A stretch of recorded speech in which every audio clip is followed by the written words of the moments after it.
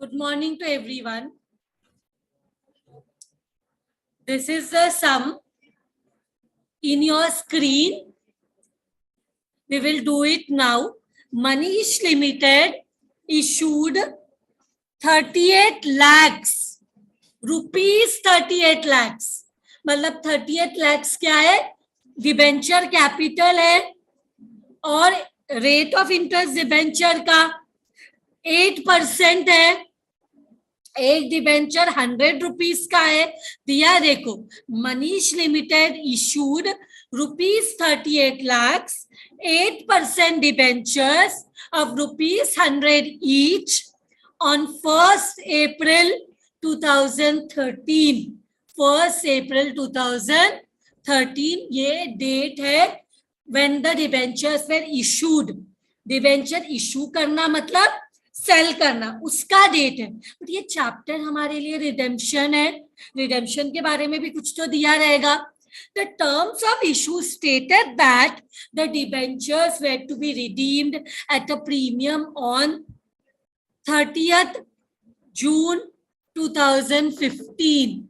30th June 2015. Premium of, यहाँ पे we have to note down some one information was missing here. Redeemed at a premium of 5% on 30th June 2015. So क्या issue? देखो, debenture जब issue होता है तभी clear रहता है रिडेम्पशन कैसे होने वाला है. Redemption means repayment amount when it is paid back. So paid back कैसे होने वाला है? प्रीमियम 5%. एक डिबेंचर अगर 100 रुपीज का है तो 5% प्रीमियम मतलब 5 रुपीज का प्रीमियम. 100 का 5% इज 5 रुपीज. एंड रिडेम्पशन कब होने वाला है? 30th June 2015.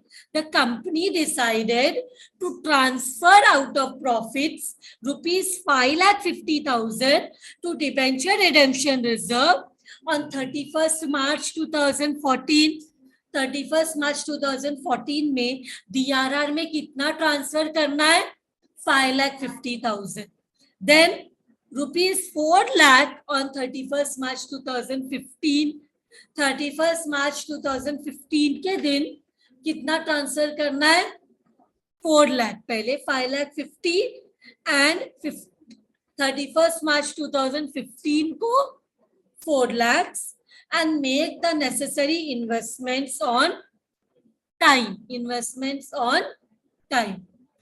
अभी इन्वेस्टमेंट भी करना है. डिबेंचर रिडेम्पशन इन्वेस्टमेंट हम क्रिएट करते हैं तो वो 30th अप्रैल से पहले पहले होना चाहिए. डेट नहीं दिया तो हम 30 अप्रैल का डेट ले लेंगे. Pass the journal entries regarding the issue and redemption. मतलब यहाँ पे हमें इशू का एंट्री भी पास करना है and redemption of debentures without providing for इधर द इंटरेस्ट और loss on issue of debenture. मतलब हमें इंटरेस्ट का एंट्री भी पास करने का जरूरत नहीं है एंड लॉस जो हो रहे प्रीमियम में देंगे ना उसका एंट्री भी पास करने का जरूरत नहीं है. They want only to one they want the entry for issue and then they want redemption. Redemption में हमें इन्वेस्टमेंट करना पड़ेगा, DRR में ट्रांसफर करना पड़ेगा, due and payment, and finally DRR में जो भी बैलेंस है वो जनरल रिजर्व में जाएगा after redemption is carried on. ठीक है. So we will start the sum. पहले तो इशू का एंट्री पास करना पड़ेगा because they have asked us to pass issue and redemption entries. Issue कभी किया है? What is the date of issue of debenture? See, debenture पहले लाइन में दिया है मनीष लिमिटेड इशू कभी किया है? 1st April 2013. So April 1st को there is a issue. April 1st को there is a issue. Issue करते हैं तो what comes in? इशू करते हैं तो what comes in? Cash. So debit what comes in? पैसा आया. Account debit and कितना इशू कित पार में हो रहा है, प्रीमियम में हो रहा है, नथिंग इज टोल्ड, तो पार है। एंड हाउ मच इशू है, ₹38 लाख, मतलब कैपिटल कितना है, 38 लाख। एक शेयर ₹100 का है, तो सॉरी एक डिबेंचर ₹100 का है। So can anyone tell me number of debentures? Number of debenture कितना है? अगर ₹38 लाख का डिबेंचर कैपिटल है, इसमें एक डिबेंचर ₹100 का है, तो 38 लाख डिवाइड बाय 100 करो, तुमको मिलेगा 38,000। सो हमें ये कैसे मिला 38 लाख? हमें मिला 38,000 इंटू 100 किया तो that is 38,000 debentures of ₹100 each, हमें मिल गया 38 lakh.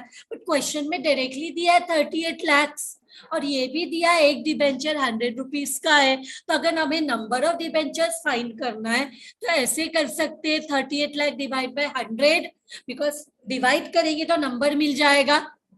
It is 38,000 debentures.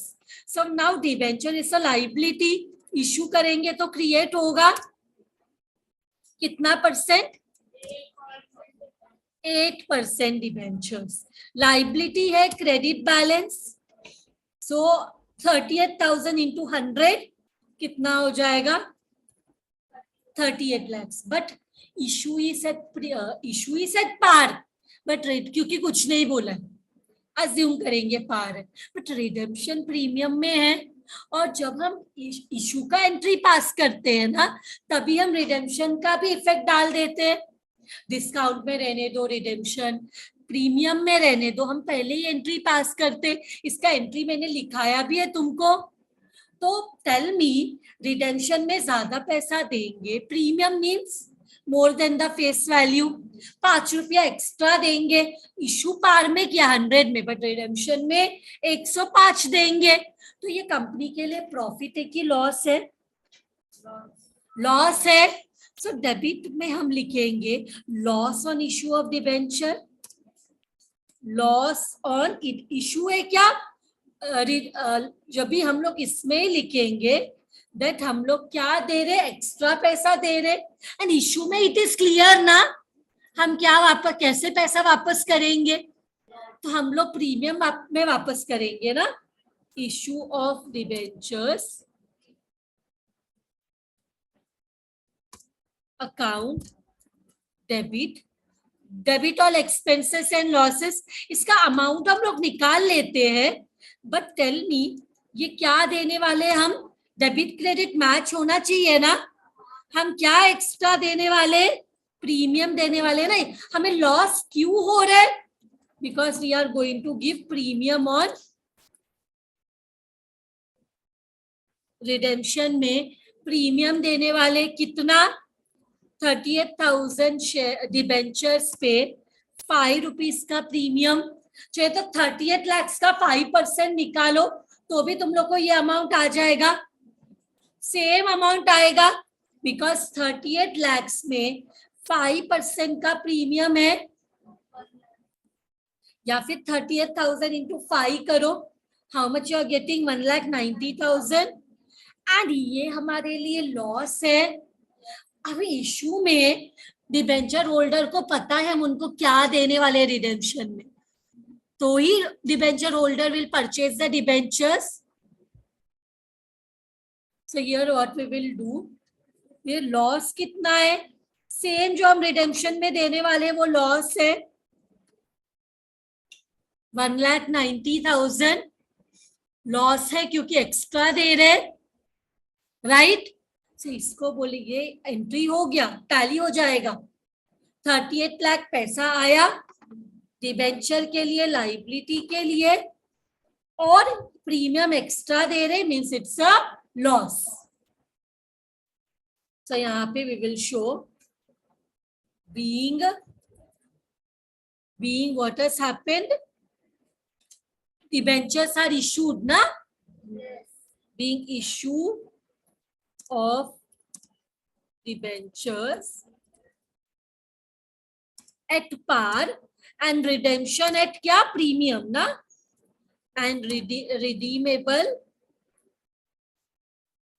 at premium of 5%। जब हम लोग डिबेंचर इशू करते हैं तभी रिडेम्पशन का भी एंट्री पास कर देते, रिडेम्पशन का इफेक्ट दे देते। यू ऑल मस्ट, आप लोगों ने इसका प्रैक्टिकल इशू ऑफ डिबेंचर्स आपने 12th स्टैंडर्ड में किया, ये chapter was there in your 12th standard. यहाँ पे भी है, बट यहाँ पे आपको SY BCom में issue is a theoretical chapter, आपको प्रैक्टिकल सम्स नहीं आने वाला है, थ्योरी है आपको ये सेमेस्टर में, because already practical part you have done in your 12th standard. That assumption is there when the syllabus was formed, ये assumption है, ये तो ये लोगों ने 12th में कर लिया इशू ऑफ डिबेंचर्स। तो ये सेमेस्टर में आपको ये जो आपने ऑलरेडी कर लिया नहीं है, सिर्फ थ्योरेटिकल पार्ट है इशू का, रीड करना है, थ्योरी है।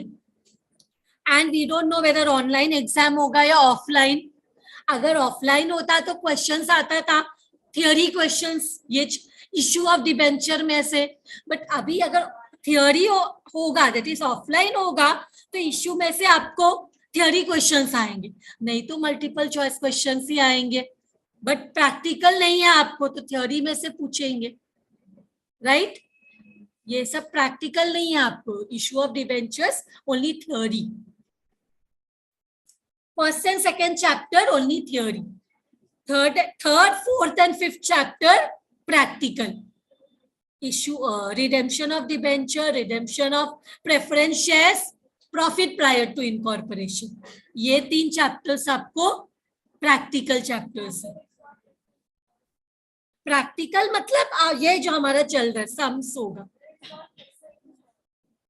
वो पहला 2 चैप्टर में सॉल्व का कुछ नहीं है, प्रैक्टिकल नहीं है ना, सिर्फ थियोरी है। इसलिए मैंने बोला ये सेमेस्टर में क्या है पता है, ये सेमेस्टर में आपका कम पोर्शन हो जाता है, क्योंकि थियोरी का 2 है और प्रैक्टिकल का 3 ही चैप्टर है, इसलिए हम लोग इतना जल्दी लास्ट इसमें आ गए। लास्ट है ना redemption of debentures, we are doing it slowly so कि नाइसली वी कैन कवर। ये हो गया, इशू हो गया। अभी क्या करना है, यही ईयर में 2013 में ये साल स्टार्ट हुआ, तो एंड कब होगा टेल मी? हमें इंटरेस्ट का कोई भी एंट्री पास नहीं, इंटरेस्ट और लॉस जो हुआ है उसके लिए एंट्री पास नहीं करना। तो बताओ मुझे, ये ईयर अगर 1 अप्रैल को स्टार्ट हुआ तो एंड कभी होगा? 31 मार्च 2014। तो 31 मार्च 2014 में DRR में कितना बैलेंस ट्रांसफर करना है? 31 मार्च 2014 में DRR में कितना बैलेंस ट्रांसफर करना है? See, the company decided to transfer out of profits rupees 5,50,000 to debenture redemption reserve on 31st March 2014। तो ये एंट्री पास करना पड़ेगा। सो हाँ, तो ये 2014 में 31st मार्च में, now they have not given that reserves में कितना बैलेंस है, कुछ नहीं दिया, तो let us assume profit and loss account में सफिशिएंट बैलेंस है। Profit and loss account use करेंगे, क्या करेंगे? यूज करेंगे, रिजर्व है, लाइबिलिटी है, क्रेडिट बैलेंस यूज होगा तो डेबिट हो जाएगा। P&L अकाउंट यूज किया, P&L अकाउंट तुम लोग बोलोगे रिजर्व है, लाइबिलिटी है, क्रेडिट में आना चाहिए, बट यूज हो रहा है तो क्रेडिट का ऑपोजिट डेबिट। एंड क्या क्रिएट हो रहा है? रिजर्व क्रिएट हो रहा है, कौन सा? DRR, that is debenture redemption reserve. This is a reserve which is getting created. Reserve liability create हो रहा है, तो credit balance being DRR created, इसको क्या बोलेंगे? Being DRR created। This ये हो गया, this is done। Now हमें redemption कब करना है? रिडेम्पशन का डेट क्या दिया है? 2015 ना, रिडेम्पशन का डेट दिया है 2015। सो ये होने के बाद ये साल कब एंड हो जाएगा? ये साल अभी नेक्स्ट ये साल शुरू होगा 1 अप्रैल में और एंड हो जाएगा 31 मार्च 2015। सेकेंड ईयर 1 अप्रैल में स्टार्ट होगा, 1 अप्रैल 2014, एंड कभी होगा? 31 मार्च 2015। नेक्स्ट टीआरआर ट्रांसफर कभी है?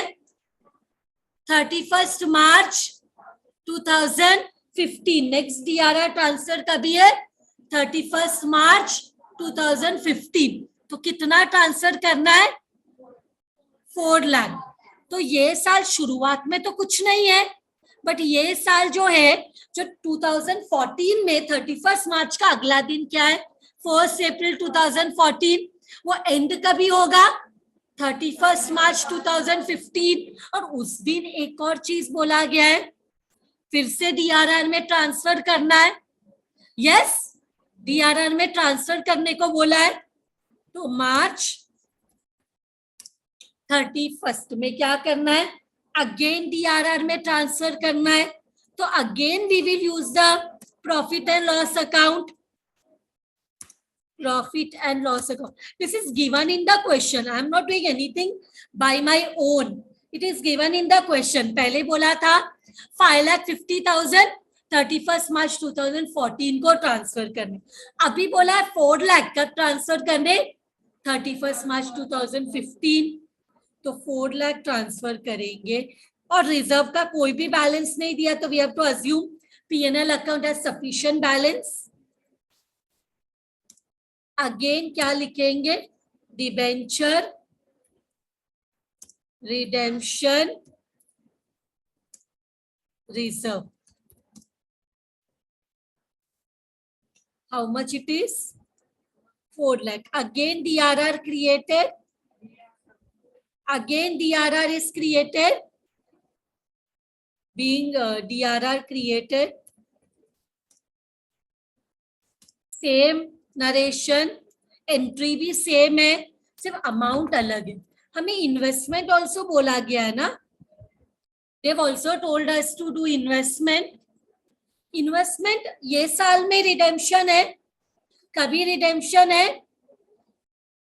30 जून 2015। रिडेम्पशन कभी है? 30 जून 2015। 31 मार्च 2015 को हमने डीआरआर ट्रांसफर किया, ऐसे क्वेश्चन में दिया था वो डेट में, तो वो डेट में किया। अब 1 अप्रैल 2015 हमें इन्वेस्टमेंट कब करना है? 30 अप्रैल। 30 investment, debenture redemption investment 15% of the nominal value of the debentures हम कब तक करते हैं? 30 अप्रैल मैक्सिमम, तब तक करते। देखो बोला गया है make the necessary investment, make the necessary investment on time. तो रिडेम्पशन अगर 30 जून 2015 में है, तो जो ईयर में रिडेम्पशन है उसके वही ईयर के 30 अप्रैल से पहले पहले इन्वेस्टमेंट होना चाहिए। यस, जो ईयर में रिडेम्पशन होने वाला है वो ईयर के 30 अप्रैल से पहले पहले इन्वेस्टमेंट होना चाहिए। तो यही ईयर में रिडेम्पशन होगा 30 जून 2015। तो जून से पहले अप्रैल आता है, 30 अप्रैल 2015। So what we will do on 30 April same year 30th April, same year 30th अप्रैल को हम इन्वेस्टमेंट करेंगे। Investment is a asset, investment is a asset. So debenture debit side में आएगा, debenture redemption investment, debenture redemption investment account debit. Investment करेंगे तो what will go out? Cash bank account. Now investment कितना रहेगा? 38 लाख का कितना करना है, एटलीस्ट 15% में नथिंग टोल्ड, तो 38 लाख का 15% निकालो. Are you getting 5,70,000? So we will write 5,70,000. ये क्या हो गया, इन्वेस्टमेंट किया 15% of the face value of debentures, तो क्या लिखेंगे, being investment made at 15% of the face value of debentures. Any confusion here? 15% of the face value of debentures. Investment का ये रूल है ना, 15% of the face value, nothing given, at least इतना होना चाहिए. अब रिडेम्पशन से पहले इसको एनकैश भी करना पड़ेगा. रिडेम्पशन 30 जून को है, तभी पैसे की जरूरत होगी. तो कौन सा डेट है, जून 30 को एनकैश करेंगे इन्वेस्टमेंट को. एनकैश करेंगे तो what we will get, money. Encash, ये जो इन्वेस्टमेंट अभी किया उसको एनकैश करना है रिडेम्पशन के दिन. So what will come, new amount not given. कितने में इन्वेस्टमेंट को सेल किया, कुछ भी नहीं बोला है. सो सेम अमाउंट लेना है. रिवर्स एंट्री, हमें क्या करना है, पैसा आया और हमारा इन्वेस्टमेंट जो असेट है वो कैंसिल हो गया. असेट डेबिट में रहता है, कैंसिल हो गया तो किधर लिखेंगे, क्रेडिट में. So how much, 5,70,000. Reverse entry you में से. So इसको बोलेंगे इन्वेस्टमेंट एनकैश्ड. इसको क्या बोलेंगे, बीइंग इन्वेस्टमेंट एनकैश्ड. बीइंग इन्वेस्टमेंट एनकैश्ड, ये भी हो गया. अभी क्या करेंगे, ड्यू का एंट्री पास करेंगे, बिकॉज डीआरआर को तो पहले ही हो गया. तो अभी डायरेक्टली, और डीआरआर का दिया था कौन से डेट में ट्रांसफर करो दिया था. Now directly can we go to due entry, amount due on redemption. So date क्या है, आज के डेट ही होने वाला है रिडेम्पशन, राइट. आज के डेट में रिडेम्पशन होने वाला है. सो ड्यू में 8% डिबेंचर्स है, कैंसल हो जाएगा तो डेबिट में लिखा. क्या हम प्रीमियम भी देने वाले, premium on redemption account debit, redemption on debentures. ये पूरा पैसा जाएगा टू द डिबेंचर होल्डर्स. कितना अमाउंट है, 38,000 debentures into 100, which is also given in the question. Value कितना है, फेस वैल्यू कितना है, 38 lakhs given in the question also. इसका 5% निकालोगे तो प्रीमियम आएगा. या तो नंबर ऑफ डिबेंचर को 5 रुपीज का प्रीमियम मिलने वाला है. That is also we have calculated and kept. 1,90,000 already calculate किया है ना इशू के टाइम पे. ये पूरा पैसा हम देने वाले डिबेंचर होल्डर्स को. So how much it will come, 39,90,000 being amount due on redemption, being amount due on redemption. Now finally we will make the payment. कुछ बोला नहीं है, किसी को पे नहीं किया, कुछ भी, मीन्स सबको पे किया. Debenture holders are in the credit, right. Pay करेंगे तो क्या हो जाएगा, ऑपोजिट कैंसिल करना है, क्रेडिट का ऑपोजिट डेबिट. और पे करेंगे तो what will go out, to cash bank account. How much money, 39,90,000. 39,90,000 being amount paid on redemption,